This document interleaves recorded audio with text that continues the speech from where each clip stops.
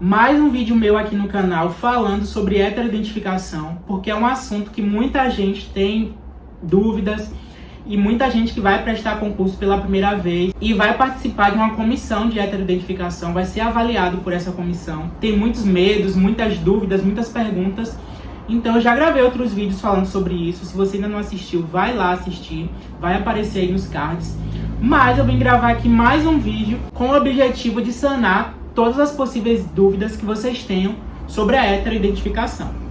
Mas o que é uma heteroidentificação? Então vai ter uma comissão, como o nome já diz, heteroidentificação. Então vai ter ali pessoas diferentes que vão fazer a identificação dos fenótipos daquele candidato que se submeteu àquela comissão de heteroidentificação.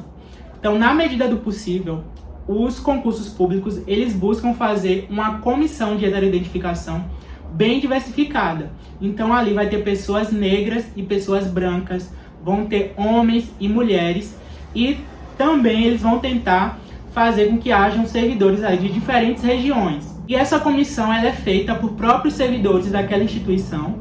Foi o que ocorreu comigo na UFRJ, os próprios servidores da UFRJ, eles participaram dessa comissão de heteroidentificação. Esses servidores que participam dessa comissão de heteroidentificação, eles têm treinamento para isso, eles passam por um curso, há um preparatório para que eles possam julgar essas pessoas, esses candidatos que se inscreveram no concurso para vagas destinadas às pessoas negras. Primeiramente, o que são pessoas negras? De acordo com o IBGE, pessoas negras são aquelas que se autodeclaram como pretas ou pardas. Então, tanto as pessoas pretas como as pessoas pardas, elas estão dentro dessa população negra, que no Brasil corresponde a mais de 50% da nossa população. Porém, não é essa a porcentagem que a gente vê dentro das instituições públicas, onde a maioria das pessoas são brancas.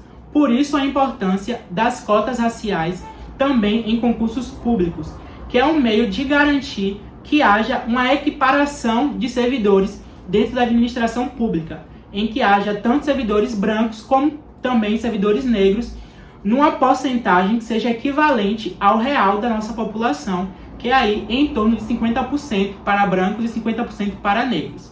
Então você aí que se identifica, se auto-identifica como negro, seja preto ou seja pardo, você tem direito a concorrer a essas vagas destinadas às pessoas negras em concursos públicos. Lembrando que, se você opta por concorrer a essas vagas destinadas a pessoas negras, concomitantemente, você também está concorrendo àquelas vagas destinadas à ampla concorrência. E se a nota que você obtiver em um concurso, ela for suficiente para você passar nas vagas destinadas à ampla concorrência, você vai passar nessa categoria de ampla concorrência. Porém, se na pontuação ali final, no ranking dos aprovados, com a sua nota você ficou abaixo ali da ampla concorrência, da nota de corte da ampla concorrência, você vai concorrer às vagas destinadas às pessoas negras.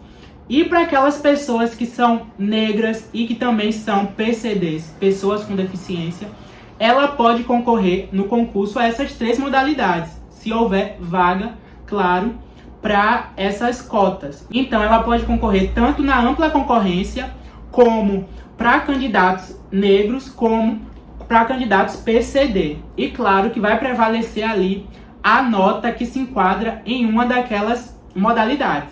Você vai passar em apenas uma delas, conforme o exemplo que eu citei aqui para o caso daqueles candidatos que se inscrevem como negros, mas acabam tendo nota suficiente para aprovação na ampla concorrência, que foi o que ocorreu comigo no concurso da UFRJ, que eu me inscrevi para as cotas de candidatos negros, mas tive nota suficiente para passar na ampla concorrência. Porém, no caso da UFRJ, mesmo tendo nota suficiente para passar na ampla concorrência, se o candidato se inscreveu para cotas, ele deveria passar pelo procedimento de heteroidentificação, sendo que aquele candidato que não comparecesse à heteroidentificação seria eliminado do concurso.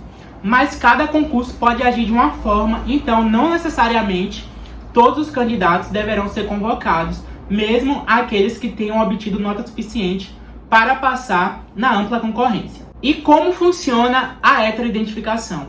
eu expliquei direitinho, detalhadamente, no vídeo que eu falei sobre como foi a minha heteroidentificação na UFRJ. Então corre lá para dar uma olhada. Mas eu vou falar aqui basicamente como é. Você vai se declarar diante de uma comissão como negro, se intitulando então preto ou pardo, e você vai dizer os motivos por que você se declara como preto ou como pardo. E eu gostaria aqui de frisar com vocês que a comissão de heteroidentificação, ela vai analisar as características fenotípicas, ou seja, as suas características físicas.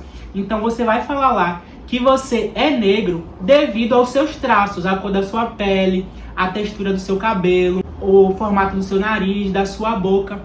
Isso que vai ser avaliado pela comissão de heteroidentificação.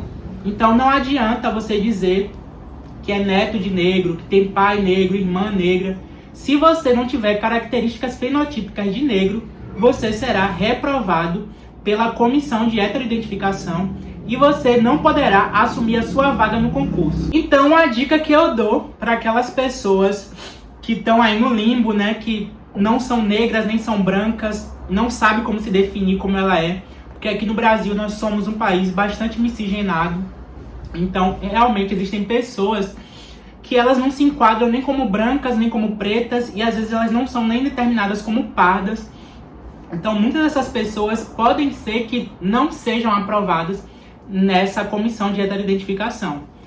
Ou pode ser aprovado em um concurso e ser reprovado em outro, até porque as comissões são diferentes, são pessoas diferentes que vão te avaliar.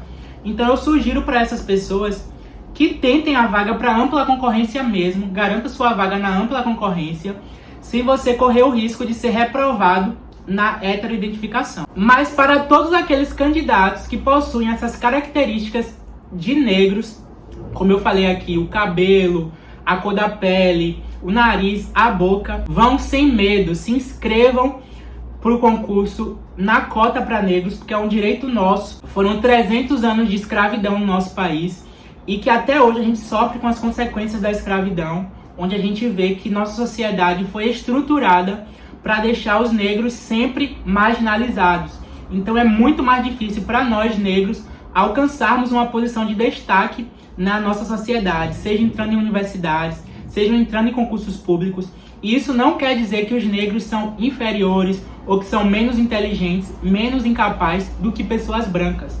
Mas a gente vive sobre o racismo estrutural, que faz com que a gente tenha mais dificuldade de acesso a esses meios. Então, se a gente tem uma política pública que visa garantir que mais pessoas negras entrem no serviço público, a gente tem sim que usar dessa política para a gente conseguir alcançar esse nosso objetivo de se tornar um servidor público. E isso não nos faz pior ou melhor do que ninguém. Não é questão de mérito, é uma questão de igualdade racial também dentro das instituições públicas.